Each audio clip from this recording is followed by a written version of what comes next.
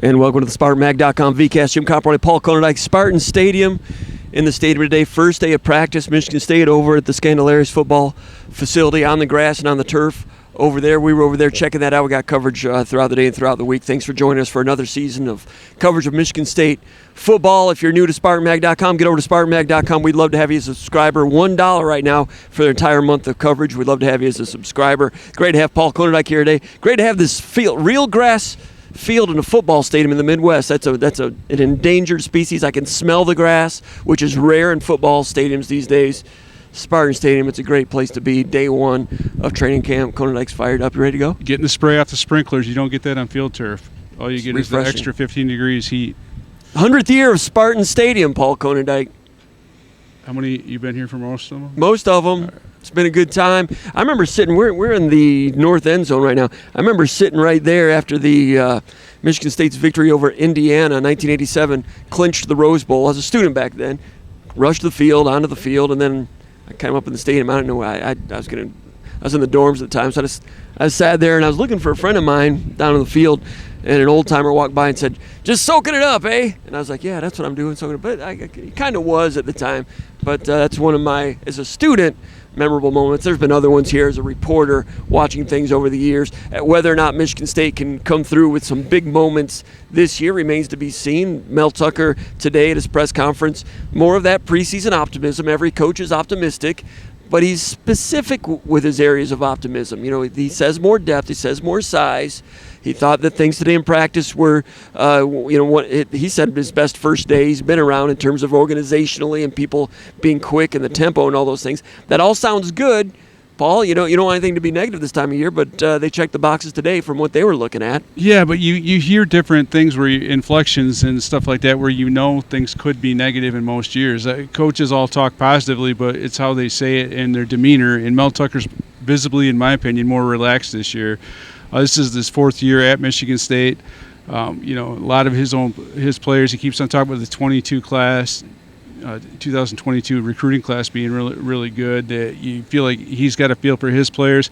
And frankly, there's more there is transfers coming in, obviously, every year. That's the nature of college football. But there's fewer knucklehead transfers, I think, in his opinion, in this class. And I think generally when you talk to the players, when they talk about improved chemistry, when they talk about everyone being on the same page, those are kind of some of the things that you can kind of point to where they feel like this team is closer knit because there's better people in the program right now. And the level of ease with Mel Tucker on the first day of training camp is an indicator to me that probably is pretty accurate, and it's coming from a lot of different corners about the chemistry, the hunger, the drive, and all that type of stuff. And I think I'm not saying it's going to produce X amount of extra wins over what they're predicted to win, but it's a much better team, to coach. It's a much better team to cover.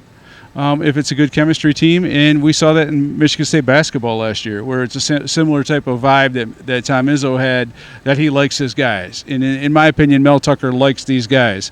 Whether or not they exceed expectations remains to be seen, but it's a good place to start liking your guys and liking your roster. And if it truly is deeper, and they truly can avoid injuries and still get the work they need to get done in training camp, then they probably are going to put a better product on the field. Yeah, we'll talk about the injuries in a second, specifically Nick Samak. I don't think there's much to worry about there, but we'll talk about that in a minute. But in terms of leadership is up for grabs right now. Last year it was Peyton Thorne, Jaden Reed type of thing, because those two were such a strong, dynamic duo. Peyton Thorne was a good face of the program. Internally in the locker room, hard to be well-liked by everybody, but right now it's a jump ball because those guys are gone. Trey Mosley was the guy that led stretch and the Spartan Jacks at the beginning of practice today. I think Jacoby Windman is a guy that's going to have some leadership as a middle linebacker. He's got that personality. Just his second year in the program, but he's respected that way. In terms of other leadership at every position, it remains to be seen who steps up. Remember, Mark D'Antonio used to talk about the importance of having a leader in every position group. Remains to be seen what's going to happen there. That's something that they're going to need. As far as Nick Samak goes, when we go to practice for years and years and years and years and years and decades, when you go to practice, usually it's off limits to talk about who's there and who's not there and who's injured and who's in crutches. If you do that, then the whole press corps usually is not allowed to come back. Today, there's some reports out there that Nick Samak wasn't there, and Mel Tucker was asked about it, and I asked a little bit about it also after the press conference, and they said it's fair game today because it's already out there. But Nick Samak did not practice today. It's my understanding it's not that much of a major thing. He's a guy that's been around for a long time.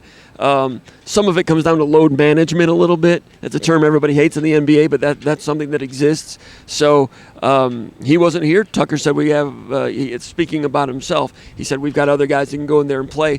We know that J.D. Duplain played some center in the spring, trying to get some more flexibility there for him and his future, but also for the team if something did happen to Samak, who moves over there. Dallas Fincher was a backup center for a lot of last year. Brian Green did it last year. He's graduated, but Fincher's done it for a couple years. Is he ready to go in and play at a Big Ten level? I'm not sure. He's been around for a while. He's always been like a second-string guy. Not sure. But you have Duplain who can move inside and do that. And also Tucker pointed out that Gino Vandermark, who we expect to start at right guard this year as observers of the team, he mentioned that he can go over there and do that as well. So if nothing else, Michigan State needs to develop some contingency plans if something happens with Samak long term. But in terms of news today, that would be the one and only thing. Samak wasn't here, but not reason for alarm from what I'm understanding. Your thoughts on that whole thing? I mean, it is what it is. I think it's a bad precedent to set just because it's something that then you end up not covering what's going on. You end up covering whoever's wearing a yellow jersey or who's sitting on the sidelines. And in the NFL, that's the way it is. But right. Here over the years, that there's been times when entire press corps has been. But everybody in the NFL has to do it, and NFL wants you to do it for gambling reasons. They want everybody to be open. Gino Vandermark is the guy that was working there today for a little bit, and it's honestly, in all honesty, that's good for him. It gives him another advantage. It gives Michigan State more flexibility when you have guys that can cross-train and whatnot. I watching a little bit I did of the offensive line. Chris Kapilovic is very animated when he coaches, but he was extra animated today, and they were getting after it. And I feel like these guys are much farther along than they were last year for obvious reasons because they had so many injuries in spring and they had a lot of ground to catch up on. But I feel like they're kind of in a different place than they were at. There's a lot of bodies flying around over there. There's a lot of guys that are competing, and I think that's the same is true at several positions. You look at defensive back, you look at obviously quarterback, but there's a lot of tight ends. There, wide receiver. There's not a lot of proven guys, but there's a lot of guys over there, and it was a good, energetic, spirited group today, and I think they're all in a good mood. With that new locker room, and for a lot, and that was kind of cool to see. Some of the social media stuff that came out last night. It's cool to see people appreciative of some of the things that they have, and they're very appreciative. And I think those guys are really going to enjoy it. And because of what they went through last year, not having a locker room, it's going to mean that much more. And I think that's another thing, as Mel Tucker's alluded to several times this year already, that helps develop chemistry. And the wide receivers, as you mentioned, that's a big deal for this offense to go. There's a turnover of players at the wide receiver position. Of course, Jaden Reed's gone. Keon Coleman has gone to Florida State. Got Trey Mosley coming back. He was in the slot position all last year, took all the snaps in the slot. I asked him in Indianapolis if he's going to be moving out to other positions. He said he's done that in the past. He's prepared to do that. In the spring game, Trey Mosley was exclusively in the slot that day as well, but Keon Coleman was still around at that time. It'll be interesting to see if Mosley moved to the outside a little bit more, if they change that up, or if they go with... He started his career outside. When he first broke in that first year that he was at Michigan State, maybe even the second one, he played a lot more outside receiver. I think he's going to do a little bit of everything. I think they're going to move him around. The slot is obviously where he's comfortable, but Tucker seemed to be pleased with some of the guys that they have at receiver. That sophomore class is really good. I think there's a lot of potential there. I think Terrell Henry's got, even he only had one catch in the spring game, but it was one of the best catches out there. He made Shinola out of something that wasn't so great. And credit to Paul there, helmet sticker, staying away from a swear word. Credit to Paul. Good job. Yeah, it's the summertime too, and I have teenage kids, so that's hard to do. But, I think Terrell Henry's got a lot of upside. I think Montori Foster's a guy that came up with Noah Kim. He's a guy that's battled injuries throughout his career. Seeing him today, talking to him during post-game or post-practice interviews, he's feeling really good. This is the first time he's had a healthy offseason. This is the first time he's able to put work in on his craft, really get down to the nuts and bolts of route running. He's a guy that's been a good athlete, a very good athlete, good ball skills, can high point, but now he's getting the nuances, and I really like the way Courtney Hawkins coaches wide receiver. He not much gets away from Coach Hawk. Really detail oriented, and amongst those guys out there, Montori Foster, Trey Mosley, all those guys, they feel like they've got a really good opportunity to get the kind of ball shares that they want, that they didn't get when Jaden Reed was here. So I think there's enough bodies there, maybe not proven, but I don't think the cupboard's completely bare at wide receiver. And Trey Mosley's a nice place to start, but Montori Foster's got a little bit of explosiveness to him. Antonio Gates, I think his body's looking better. It'll be interesting to see what he can do. I really think Terrell Henry's got a really bright future. You saw a little bit in flashes as a return man last year. Didn't really break off any really big ones, but you could see the confidence, you could see the explosiveness at times, and and then Jerron Glover's another guy that Coach Hawk continued to say in the spring that could take the top off. We haven't seen that yet. But then the transfer from Nebraska, that's another guy that we keep on hearing about, and that gives you a little bit different dimension. Yeah, Alante Brown, a guy that was one of the fastest players for Nebraska last year, a real speedster. A smaller guy like 5'11", if he is more suited for that slot receiver,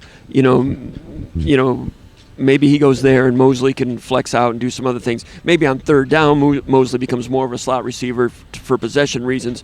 But Alante Brown is a guy that wasn't really utilized as a deep threat at Nebraska last year. They had Trey Palmer, who caught 71 passes, right. And Trey Palmer was drafted by the Tampa Bay Buccaneers. He was the number one receiver from Nebraska. Drafted, Trey Palmer ran a 4.33 at the NFL Combine. So Alante was kind of behind him in terms of pecking order, and they had a quarterback that maybe didn't go through a lot of read progressions. So Alante Brown goes in the portal. Michigan State gets him. Michigan State has some job openings at wide receiver. Today when talking to the quarterbacks, Noah Kim and Caton Hauser, Alante Brown is a guy that came up. I was not there when Montori Foster spoke. You were there at the time. Did he say anything about Alante Brown? Yeah, he just said he's explosive. That's what he described him as. He said he gives him a different look. I just think a guy in space that can just kind of like, we've seen it in the past, whether it's a guy like McGarrett Kings back in the day, or maybe even R.J. Shelton, but maybe more explosive than R.J. Shelton. You got to have a guy that can make moves in a phone booth. Mm-hmm. Some of that guy that's built like a big play running back almost. All these receiver positions have to work together, and if you have an explosive guy in the slot, that really kind of is a game changer in a lot of ways, especially if you've got some guys that can catch some balls on the outside. And Trey Mosley's certainly a guy. You can say what you want about Trey Mosley, but you can't question his ball catching skills. When it's thrown to him, he catches it. Yeah. Going back to his true freshman year in 2019, when I think in a lot of ways he rescued that season, because they were on the cusp of 500, maybe not making a bowl bid, had some injuries at receiver. He came in, made some big catches in some big games, did Trey Mosley. Maybe not the most explosive guy deep downfield, but you remember the game against Miami when he took that little bubble screen and went 51 yards on that one. But with his knowledge of the game and his physicality, possession receiver, he can definitely, that's definitely an asset, whether or not there's more athleticism coming in and around him. You mentioned Terrell Henry, and I think Michigan State got a commitment from Henry. I know they got a commitment from him before his senior year, like spring of his junior year, and I think he improved after that. I know he grew an inch. And I remember going to the camp at Big Rapids, and he made some circus catches up there. I remember talking to Hawkins about it after he signed and everything, that he did grow and he continued to come along. Michigan State did a good job identifying him, getting in on him, and he's like a mid-level 3-star guy. By the time he signed, he was, in my opinion, he was kind of like a borderline 4-star type of talent. He's come here. You hear that he's one of the 5 fastest players in the program. That's a plus. The hands are there, and now he's got a chance to compete. In the spring scrimmage, he was a slot receiver. So does he move up there, or does he become like a second-string guy? Glover is the first guy that Caton Hauser mentioned today when talking about the other receivers. That's a guy I've got to say that his high school film I was not wowed by. I was like, okay, whatever. Sarasota guy. There's a lot of talent down there. And he's come in and got on the field in that Akron game last year, and you hear good things about it. I've not seen it with my own eyes a lot. We've seen we've seen Henry do it in practices and so forth, and Antonio Gates made 2 really nice catches at the end of the spring scrimmage. Glover, you hear the things, and he got in the game early, still waiting to see it, but I don't doubt that it's there, because internally they're talking about him a lot. But in terms of starters, And I wrote this earlier this week talking about key competitions for preseason camp. I was talking about the wide receivers. We know that Foster and Mosley's there. Okay, who's the third guy? Is it Alante Brown? Is it Terrell Henry? There's good competition for that third starter. And then there's competition to be the fourth or fifth guy because they're not going to go a lot deeper than 4 or 5. Gates is someone to look on, to keep an eye on because he has excellent talent. And in the last 12 months, it's the most that he has really dove in and made a commitment to the sport, like everybody does when they go to college. So Gates has that high ceiling of potential that's going to be interesting to watch this fall. Fitzpatrick's another guy. Like if Gates definitely, that's what I forgot. If Gates isn't taking a step from where he was in terms of accountability, in terms of like down in and down out, Fitzpatrick's a guy. And in the spring, he was still coming off that hernia injury where he wasn't still 100%. I knew I was forgetting somebody, and they are high. I know that Hawkins is high on Fitzpatrick. Yeah, and I think he's got a good chance to start. And I think the interesting thing about Fitzpatrick is like he was one of the guys that went down to Virginia to stay with Noah Kim. And so you got Montori Foster, Trey Mosley, and Christian Fitzpatrick. That tells you something. Going down there. I mean, that's not the be-all, end-all, but those are guys that the quarterback's calling up and say, hey, I want to get reps with you in my trainers this summer. Come down and I think that is pretty telling. I think it's those three, then Alante Brown, and then one of those redshirt freshmen. Yeah, and I think Terrell Henry. To be honest with you, Henry's a sophomore. My bad. But Terrell Henry's one of the guys that I think he's got. Of that group, I think he's got the best chance to do it because he's already shown some explosiveness. He's got an it factor in terms of athleticism. He's got the ball skills. He's got the confidence. And I agree with you going back to his high school stuff. I remember when he committed, there was a couple DMs I got from people that I respect within the high school football community that were questioning whether that was a good take for Michigan State because of having seen him on the field at the high school level. And I remember the camp that you're talking about because when I saw him at that camp, I'm like, yeah, it's a no-brainer. So he has come a long ways. I think he still has a ton of upside, and that kick return role gave him some confidence, and I think that's going to carry him. But you're looking at guys that can make a difference, and he can fill that explosive impact kind of guy receiver role. All right, so quarterbacks today, they both spoke. I'll have to go back over the film a little bit more to see some of the things they talked about. Caden Hauser, I spoke with him. He's upbeat. He's kind of downplaying the competition thing a little bit, just trying to get better every day. Right. I don't know if that was his own personal thought or if he was kind of suggested to him to go in that route, but he said all the right things, was very diplomatic. He's confident. He feels like he's improved. He feels good about the people that are around him, and he's ready to get out there and continue to practice. And he said today was a good day for him. And he's excited about it. So you have him and Noah Kim. Noah Kim coming in for the first time as the perceived leader to get that job. I know that's what we think. Other people think. Others think it might be more of a 50-50 deal. Yeah. Maybe it'll turn into that in August. I'd be a little surprised, but I think it's Kim's for now, unless he loses it, which is possible. They have 2 scrimmages that'll come up later in camp. But both of them were kind of downplaying the competition and playing up the tunnel vision of improving today, improving tomorrow, and carrying it forward wherever it leads. Yeah, one thing I will say about Caden Hauser that was not an area that was not good when I saw him in the spring. A lot of the reps you saw him take the short passes to running backs, the outs and stuff like that. I feel like his footwork has gotten a lot better on those type of passes. Now we didn't see a whole lot of practice today, but one of the sessions that we saw was was throws to running backs, and I felt like his mechanics and his touch had gotten a lot better. Now, is that going to be enough to get him in a serious competition with Noah Kim? That remains to be seen. I think, Noah Kim, he's a fierce competitor. He's waited his turn, and he's got some things that people don't give him credit for. One of those is being pretty darn athletic. One of the things that I believe it was, I can't remember who it was, that said maybe it was Montori Foster, maybe it was someone else, but they were talking about how athletic all of those quarterbacks are. Like Noah Kim is athletic, Caden Hauser is athletic, but in terms of some of the run plays, Noah Kim gives. I think he's pretty good with some of the option stuff, and at times Peyton Thorne struggled with, but it's going to be really interesting to see this competition. Sam Leavitt is a big, strong dude. I mean, that was impressive seeing him out there for the first time on the field. He's just a big guy.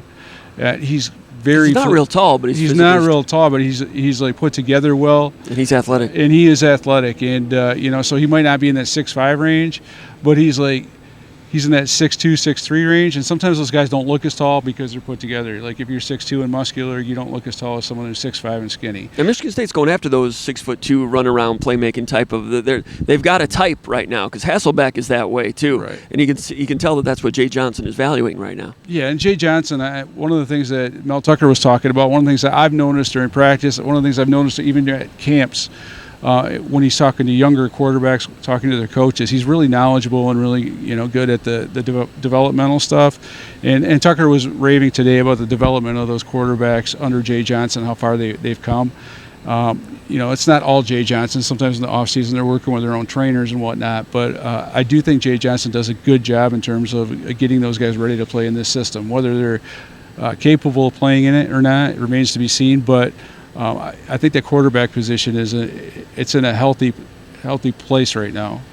All right, and I watch a little bit of defensive line. We can talk more about that as camp goes along.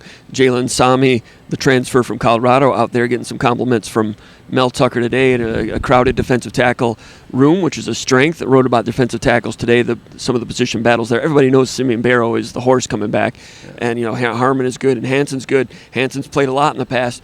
Sami's coming in, is going to compete for some of those snaps, but the good news is Barrow might be able to play less, which can help everybody, help him especially with that defensive tackle situation, probably the strongest area on the team. Yeah, I think so, and I think it was strong last year, but injuries, and it was when Slade was available. Slade was hurt. Simeon Barrow wasn't 100%. No. And because Barrow did not start in week 2 against Akron, and Slade was out. Everybody remembers about Darius Snow going out and Xavier Henderson going out. Right. I mean, you're taking Slade out too. We forget about that last year. I mean, these are devastating this is like the last second year in a row last year that Simeon Barrow was playing with a club on his hand, and it's hard to do. It's really hard to when you want to be an inside pass rusher, to be able to get off a block when you can't use both hands effectively. But the defensive tackle position is very deep. The one thing that Mel Tucker made really clear is that he wants to rotate like an NFL team rotates. And, you look at teams like the Buffalo Bills or whatever, when you play a 4-2-5, you have to have good defensive linemen and they have to be fresh. Otherwise, you're hosed. And, if those guys stay healthy, you've got to have 5 guys. You absolutely have to have 5 guys, and you have to have other guys waiting in the wings to step up and take reps when need be. But they do have 5 guys right now. We'll have to wait and see what happens with Alex Van Summeren. We don't know. I mean, I know Jarrett Jackson. He's a young guy. He is a young guy, and it's a developmental position. We've seen some guys take 3 years to get that. Maverick Hansen took him a while. It happens. Like Tyler Hoover back in the day. Oh, a long time. Joel Heath. Long time. That's a 3. Some guys get it in a year and a half. Some guys get it in 3 years. It's an incremental developmental position if they stick with it and they keep on grinding. But you got to have guys ready to step up. Michigan State has bodies right now. It'll be interesting to see how those guys get integrated with everybody else. But Jarrett Jackson, a lot of people are excited about him. I don't know if he's going to push guys. More power to him if he can. But, Michigan State, the good news for Michigan State is they don't have to depend on those guys that are coming in, going into their third school.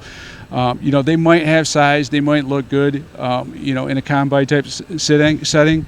But when you're going into your third school, I don't care what position you're playing, it's a red flag in my opinion. Doesn't mean those guys can't pan out, doesn't mean they couldn't finish their career in extraordinary fashion. But you can't depend on those guys in and of themselves to get the job done. And the good news for Michigan State is they don't have to. Right. I think it's Harmon and Barrow and Maverick Hansen and Sami. Yeah. And then we'll see who the 5th guy is. That's my guess, but things can always change. Last year, Slade and Barrow both got hurt in the first 2 games. Got dinged up, not hurt severely, but Slade was curtailed by that. So it's good to have more. So it's good to have more people. And Barrow, when he did come back, played more snaps than was maybe best. The interesting thing is that if the defense is as good as they think, or any good defense, the downfall of that is you're forcing so many 3 and outs that the second stringers don't get many reps. Right. That'd be a great problem to have. Michigan State hopes to get there. We'll go ahead and wrap it up. Man, that grass looks great out there, Paul. It does, man, and I love the grass field, and I appreciate that stuff when you go to practice. And it's a hot day like this, and you're standing outside, and you're standing on the grass field. It's 15 degrees cooler. It is. Than that field turf, and I've been in around a lot of field turf fields lately for like different things with kids, and I tell you what, man, there's nothing better than I like the heat coming off the grass as opposed to the field turf, and it feels like football. Well, over there at Michigan State, they've got a turf field and they've got a grass field. And like you said, if you're standing on the turf field and you just walk 5 feet onto the grass, it's a completely different planet. Right. And I don't know if they sell that to recruits, but they should. They said stand right here and stand right here. If you go to the X school, you're going to be practicing this every day. If you come here, you're practicing that every day. Just a guess. I don't know. Yeah, it's one of the reasons why there's so many grass fields down south. I mean, But the one drawback is they're not able to use this. Like Tucker would love to practice here more often, but when they bring recruits in here in the summer and so forth, because grass fields are so rare in the Midwest, it is a luxury. And in the NFL, a lot of the Players Association chatter talks about wanting to make every field grass in the NFL for safety reasons. Right. And if they're pushing for that, this is a selling point for Michigan State, in my opinion. I don't know. It's not my job. I'm just a reporter. Anything else, Paul? No. We'll be here all fall, all August. Cover Michigan State preseason camp. Go over to SpartanMag.com, become a subscriber. And big game coming up, Central Michigan. Friday night, season opener here at Spartan Stadium. It's going to be a lot of fun to cover. For Paul Konyndyk, my name is Jim Comparoni, publisher of SpartanMag.com. You've been watching the VCast from East Lansing with the Spartans at Spartan Stadium, SpartanMag.com.